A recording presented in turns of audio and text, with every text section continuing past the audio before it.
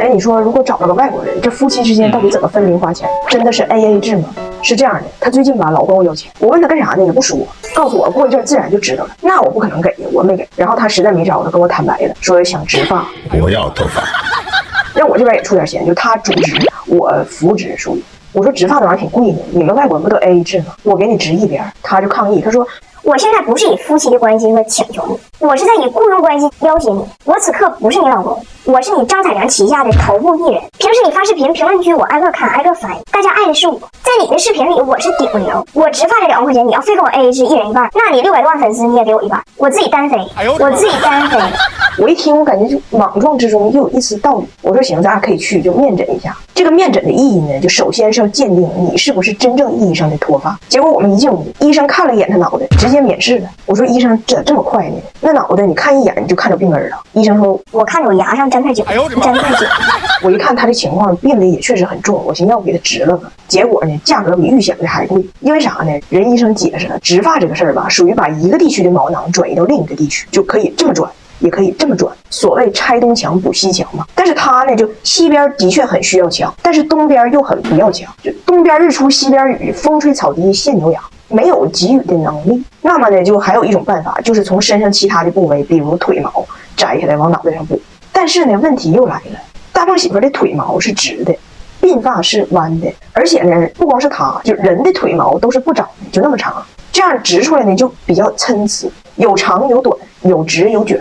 你说那我能给他植吗？最后得花我不少钱，植出来一个泰迪和八哥的串儿，那种感觉，那玩意儿谁要呢？我家已经2串了，我觉得不值，没给他做。这事儿呢就暂时过去了，谁也没提。结果最近呢，突然间就挑事儿，说我给翟奥达的零花钱太多了，孩子不懂得珍惜。他说你看这样行不行？以后咱这家里都是就按劳获取，都以做家务赚钱。哎，谁也别白拿，每个活都有每个活的报价。洗衣服了、刷澡盆了这种水活10块钱，擦桌子了、扫地了这种汗活5块钱。媳妇，你看这样行不行？我一听我觉得也有点道理，我说行。结果这一家，我的天，都是财迷呀，干活干飞了。大胖媳妇这一干活，就恨不得整个大中华华语区全能听见。而且现在在我家这个接活、揽活、倒腾活已经出现了人传人的现象。大胖媳妇揽完活给翟奥达，翟奥达接完活在下方给拿铁。姑娘，你这么扫，到处都是灰，声还大呢。弟弟不喜欢噪音，用这个滴水大白洗涤机，母婴机的噪音特别小。中国的家长和你爸不一样，我们付出劳动讲究一个默默无闻，关键它零扬尘。像咱家有你还有你弟，就得用这种零扬尘，添置个大白，少吸点尘霾。但是晚上，刚才我女儿跟我说，妈，我这一晚上我刷了那么多碗，洗了那么多双袜子，虽然是新的，我爸都搁那摸鱼，我拼死拼活给你干的，完我就挣3块钱，就3块钱，3块钱够干啥的呀？我心寒不？我说不对，姑娘，谁给你的这个报价呀？他说我爸呀，他说你就给的这个报价，水活1块，汗活6毛吗？我说姑娘啊，你可长点心吧，咱俩还巴巴跟人算账呢，结果让这个来自加拿大的加菲给算计了。我是中介，我收服务费。有太多的粉丝问过我这个问题，就是彩玲啊，外国女的生完孩子是真不坐月子吗？这事儿我问过我加拿大婆婆，那月子肯定是没有坐的，那她不坐月子生完孩子做了什么呢？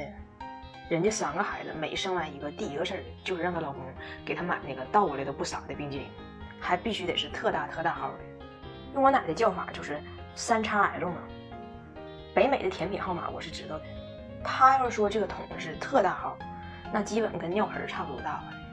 其实我感觉他们对冰的东西的依赖和咱们对热的东西的依赖是一样的，就不管有啥事儿，总觉得哎用冰镇一镇，它总会是有用的。我婆婆说她年轻的时候，就每个月最难受的这几天，人家就去游泳去嘛，还得挑凉吃的。所以我看加拿大的那个医院门口一般都有一个冰激凌店，这就跟咱们的医院门口肯定有卖热粥、热豆浆的是一个道理。我女儿2岁的时候在伦敦嘛，就是扁桃体发炎了。完上医院看医生说那就只能开点药，那小孩也不能多吃，就回家自愈了。我说的那他太难受了，我能做点什么让他舒服一点呢？然后医生说那就只能是孩子一疼你就给他吃个冰激凌吧。就我在这种环境下呢，说实话生老大的时候我也没咋坐月子，就我妈吧还真特意来伦敦就是要给我坐月子的，就说一定要坐。完我说行，我听你的。完我是早上4点钟生的嘛，那时候伦敦已经秋风瑟瑟，就满是寒意了。完事孩子刚生完，刚放我身上，也就5分钟吧。我的产婆就 hope 嘛，就是希望，就打开了希望的天窗。这个希望，所有窗哐哐哐全打开。我的产婆希望的意思呢，就是那得是打开窗户，让产妇吸收一下新鲜空气，还有小宝宝。给我妈气的，她一打开，我妈就全关上，我妈全关上，她全打开。完了，这产婆还问我老公，你这个 mother in law，你这个丈母娘有点焦躁啊，咋的恐高啊？你告诉他放松。我老公寻思，你放松吧，你再打开一次，他顺窗户给你撇下去。完，我妈就是在这看着这窗户嘛，就谁敢碰这窗户，他就必须得给摁死。但是他们就玩夹击，你知道吧？这时候就出现了一个护士长这么一个类型的人物吧，就趁我妈就防守都放在窗户的时候，给我领到了浴间，就跟我说：“亲爱的，咱们抓紧时间洗个澡。”我当时就没有啥感觉了，我觉得你说刚生完孩子就已经被这个太武河畔早晨4点钟的邪风就已经洗礼一遍了，那现在洗个澡又能如何呢？但是我在里头，我能听见我妈在外头找我，其实还挺有娱乐性的呢。我就听着她一听我被带到浴室洗澡去了，哎呀，给她气的，哎，薅着我老公喊，就这你媳妇让人领到浴室洗澡去了，你都不管。哎，你说这边一个带去洗澡去了，外边的不让关窗户，一会儿他洗完澡出来，这屋子过堂风，能给王八给吹翻壳子了，那不落病吗？给人往死里整，太损了，你个大傻狍子，你搁这卖单呢。这时候呢，我洗完澡，迎着这个所谓能给王八吹翻壳子这过堂风，我就出来了嘛。然后我眼前是我生完孩子第一顿这所谓的月子餐呗，你们也能想象是啥了，就大凉三明治配冰水呗。其实这冰水吧，你要说它是水里边加了冰块，有点委屈它了。它其实是一堆冰块往里边填了点水，就是你听没听过一个童话，就一只乌鸦口渴了，就那个配图，就其实里边都是大块完添了一点水。这时候我妈就疯了，就真是疯了。但是产婆其实不明白我妈疯点在哪，就觉得她可能就是焦虑症，完事儿就给她嫁出去了，就以这个产妇要休息为由给我妈给嫁出去了。我妈一边被嫁着往出走，一边冲我喊：“妈妈一定会回来的，闺女你一定要忍住，不要吃他们给的饭，不要喝他们给的水，妈妈一定会杀回来的，不能妥协，你是有气节的孩子，他们都是虚伪的纸老虎，听着没？”然后我呢就睡了一小觉，醒了呢，有个护士来找我，问我这个 Miss 黄，这楼里有个 Miss 黄是不是我的妈妈？我说是啊，咋的了？他说 Miss 黄把2楼的微波炉给整爆炸了。后来我一问是咋回事呢，就我妈呀去给我找吃的去了，她就想给我买点糖，结果到处也没有，最后在超市发现有人买糖，她就跟人家买，但是国外这个卖那种大酸奶的桶和汤桶是一个大小一个形状的，人家拿的是汤，她拿的是酸奶，完事跟着人家去看那人是怎么热的汤，到2楼茶水间，人家放到微波炉里热这汤去了，我妈把我这酸奶给热了，结果梆一下子，哎呦我的妈，伦敦塔桥都一震的。我就后来我问他，我说你没看着那个汤上边他画着木瓜吗？我妈说那我不着急吗？我就以为是泰式咖喱汤呗。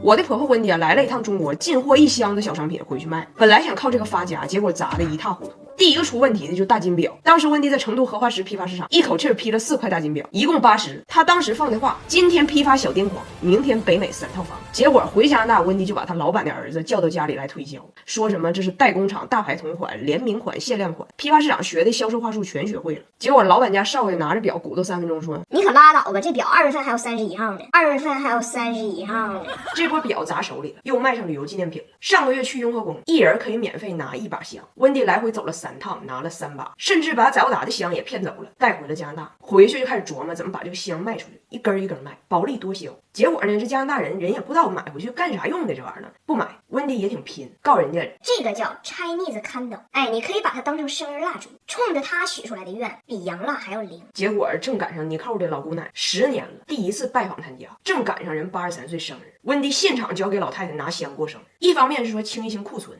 另一方面就是给潜在用户打个样，把好评传出去。生日这就过上了，到了大寿的关键时刻，点蜡烛，蜡烛都折了。温迪说折就对了，这样更环保。这个香什么特点？就是你说它代表1岁，哎，可以；你想让它代表更多岁也可以。你看看现在1岁，看，哎，变2岁了；2岁，哎，变4岁，岁数随便掰，寿命 DIY。结果把蛋糕推上的时候，生日歌一起，屋里灯一关，黢黑一片，几个小亮点要灭不灭，忽明忽暗。这83高寿过的那叫一个风烛残年呐，风烛残年呐。温迪依然坚持，他虽然没有点亮房间，但他点亮的是梦想。然后大伙就吹这个 Chinese candle，他点不亮，他吹不灭，越吹越旺，越吹越红，而且这蜡烛量大呀，一蛋糕跟插秧似的。老太太吹蜡烛的时候还83呢，一炷香的功夫吹完84了，再吹，这有可能就人生最后一个蛋糕了，人生最后一个蛋糕。